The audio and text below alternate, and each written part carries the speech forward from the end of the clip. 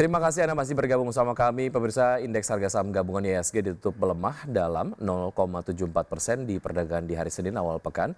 Dan di tengah perlemahan IHSG, saham migas justru melesat di tengah penguatan harga minyak mentah terpantik konflik Timur Tengah.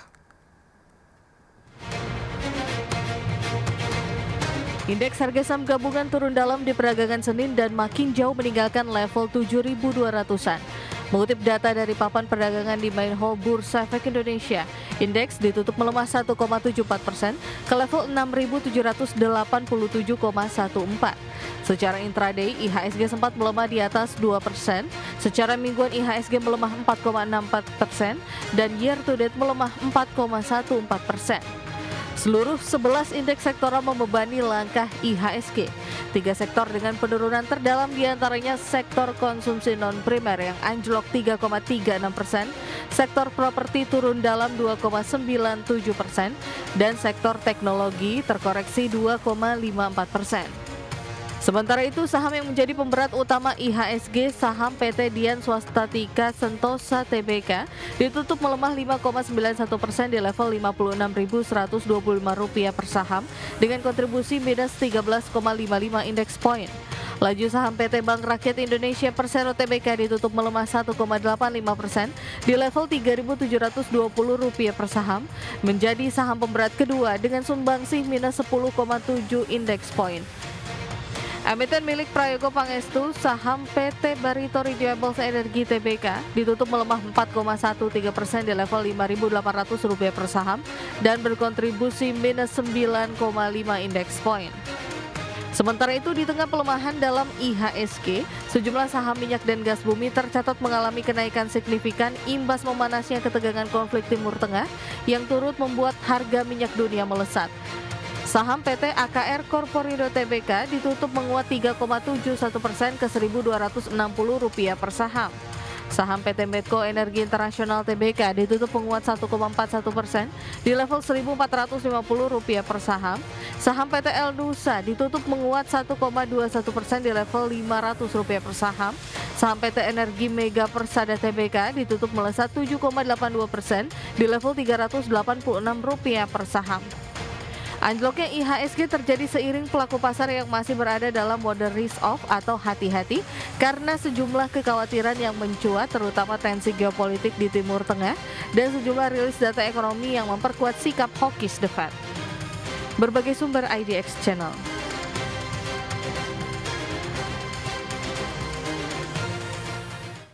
Ya, harga minyak anjlok lebih dari 7% pada perdagangan di hari Senin setelah Iran memilih menyerang pangkalan militer Amerika Serikat di Qatar dan alih-alih mengganggu lalu lintas kapal tanker minyak dan gas di Selat Hormuz. Dikutip dari Reuters, serangan tersebut merupakan balasan atas serangan udara Amerika Serikat ke fasilitas nuklir utama Iran.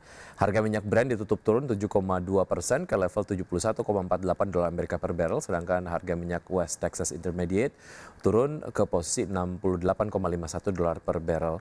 Penurunan sebesar 7,2% pada harga minyak Brent merupakan yang terbesar sejak Agustus 2022.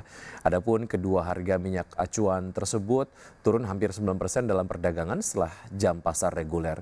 Sebelumnya harga minyak sempat melonjak hampir 6% di awal sesi Asia karena kekhawatiran bahwa Iran akan menutup Selat Hormuz, jalur yang dilalui sekitar 20% pasokan minyak dunia. Namun kenyataannya Iran hanya menargetkan pangkalan udara Al Udeid yang merupakan instalasi militer terbesar milik Amerika Serikat di Timur Tengah.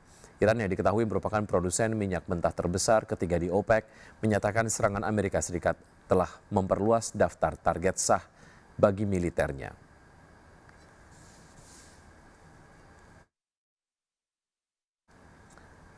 Pejabat The Federal Reserve Michelle Bowman mendukung penurunan suku bunga acuan untuk mendukung pasar tenaga kerja dan ekonomi Amerika Serikat. Bowman mendukung penurunan suku bunga acuan paling cepat pada Juli 2025 dengan menyatakan inflasi sudah berada pada jalur yang berkelanjutan menuju target 2%. Wakil Ketua The Federal Reserve untuk pengawasan Michelle Bowman mendukung penurunan suku bunga acuan dalam waktu dekat untuk mendukung pasar tenaga kerja dan ekonomi Amerika Serikat. Hal itu disampaikan Bowman pada Senin 23 Juni 2025 dalam sambutan untuk konferensi penelitian di Praha, Ceko. Bowman mengatakan bahwa ia mendukung penurunan suku bunga acuan The Fed paling cepat pada Juli 2025. Alasan inflasi berada pada jalur yang berkelanjutan menuju target The Fed di level 2%, sedangkan risiko pasar tenaga kerja bisa meningkat. Adapun pada FOMC meeting Juni, The Fed mempertahankan suku bunga acuan di level 4,25 hingga 4,5%. Posisi itu dianggap netral dan tidak menghambat perekonomian, bahkan bisa mendorong aktivitas ekonomi. Bowman sendiri mendukung keputusan menahan suku bunga tersebut. Sebelumnya, Ketua The Fed Jerome Powell menyatakan bahwa pembuat kebijakan harus bersikap sabar dalam penyesuaian suku bunga, sembari menunggu perincian tambahan tentang bagaimana kebijakan ekonomi Donald Trump, khususnya mengenai perdagangan akan berkembang. Namun perluasan penggunaan tarif oleh pemerintahan Trump belum terlihat dalam data ekonomi dengan angka-angka mengenai pasar tenaga kerja dan inflasi yang bertahan dengan baik. Berbagai sumber IDX Channel.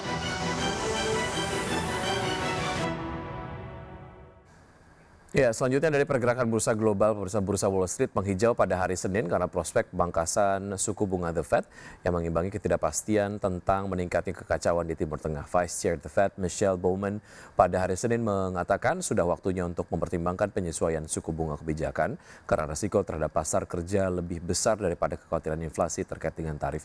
Kita lihat data selengkapnya pada perdagangan di hari Senin. Bursa indeks Dow Jones Industrial Average ditutup menguat 0,89% menjadi 42.581. Indeks S&P 500 naik 0,96% ke level 6.025 dan indeks Nasdaq Composite menguat 0,94% ke level 19.630.